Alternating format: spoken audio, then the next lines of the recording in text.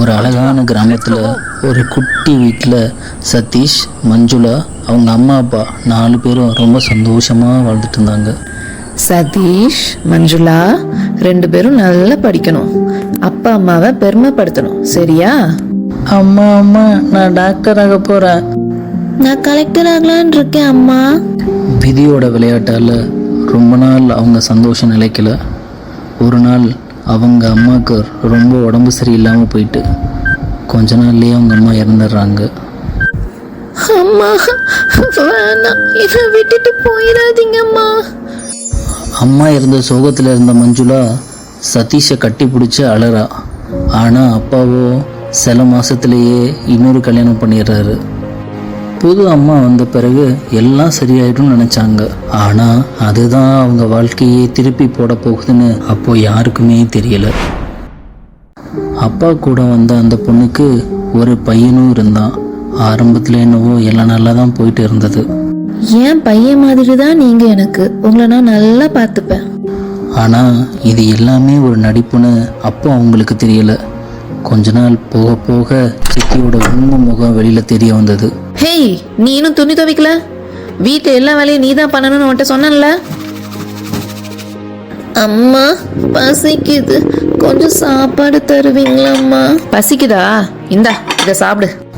சதீஷ், மஞ்சுளாவுக்கு எப்பவுமே மிச்சம் மீதி தான் கிடைக்கும். அடி, திட்டு, கசப்பான வார்த்தைகள், இதுதான் அவங்க வாழ்க்கையாக இருந்தது. அப்பா எல்லாம் பார்த்துட்டு எதுவும் பேச முடியாமல் அமைதியாக இருந்தார். கொஞ்ச நாள் அப்பாக்காக பொறுமையாக இருங்கப்பா அப்படின்னு அவங்க அப்பா சொல்கிறாரு. ஒரு நாள் பசியில் தெரியாமல் கிச்சனில் சாப்பாடு எடுத்து சாப்பிட்டுட்டான் சதீஷ். திருட்டு பசங்களா, எவ்வளோ தைரியம் கிச்சனுக்குள்ளே போய் சாப்பாடு எடுக்கிற அளவுக்கு? இருங்க, உங்களை நான் என்ன பண்ணுறேன்னு இப்போ பாருங்க. நல்ல அடி அன்னைக்கு சதீஷ்க்கு.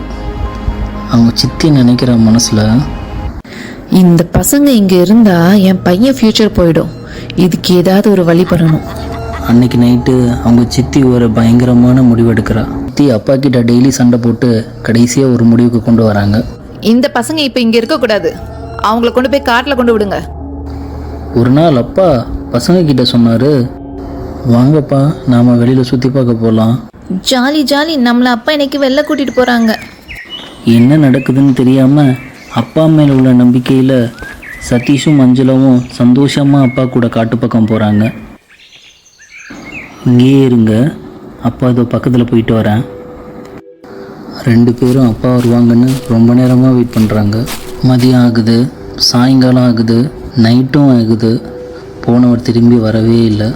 அப்பா எங்கே போனீங்க? அண்ணா பயமாக இருக்குண்ணா. இரவு, பசியும் பயமும் அழுகையும். அப்போ காட்டுக்குள்ளேந்து ஒரு குரல், சதீஷ், மஞ்சுளா, சதீஷ், மஞ்சுளா. பயத்தோடு, யார் நீங்க? பயப்படாதீங்க, நிலா வெளிச்சத்தை பின்தொடர்ந்துட்டே வாங்க. தரையில் நிலா வெளிச்சம் படுது. அதை ஃபாலோ பண்ணுறாங்க 2 பேரும். அங்கே ஒரு தங்க மாளிகை தெரியுது. இது என்னதுன்னா? இது நம்ம கனவா? உள்ளே போன உடனே புது ட்ரெஸ்ஸு, நல்ல ருசியான சாப்பாடு, அழகழகான பொம்மைங்க இருந்தது. மஞ்சுளா, இது சொர்க்கமா? அங்கே திடீர்னு ஒரு ஒளி தெரியுது.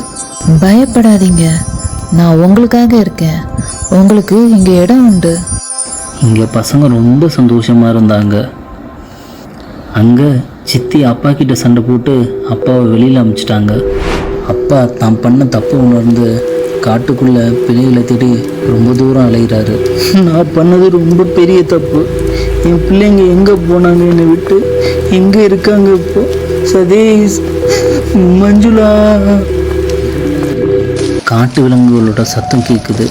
அவரோட தப்பு உணர்ந்து ரொம்ப அழகார். உங்க அப்பா வந்திருக்காரு, உங்களை தேடிட்டு இருக்காரு, உங்களுக்கு அவங்கள பார்க்கணுமா? குழந்தைங்களுக்கு கல்லங்கபடம் இல்லாத மனசு. அப்பா மன்னிச்சிடலாம். அந்த குரல் அவங்க அப்பாவுக்கு கேட்குது. அவரும் அந்த நிலா விழிச்சது பின்தொடர்ந்து பசங்களை வந்து பார்க்குறாரு. மக்களே, என்னை மன்னிச்சிருங்க, என்னை மன்னிச்சிருங்க. அந்த நாள் முதல் அவங்க ரொம்ப சந்தோஷமாக இருந்தாங்க.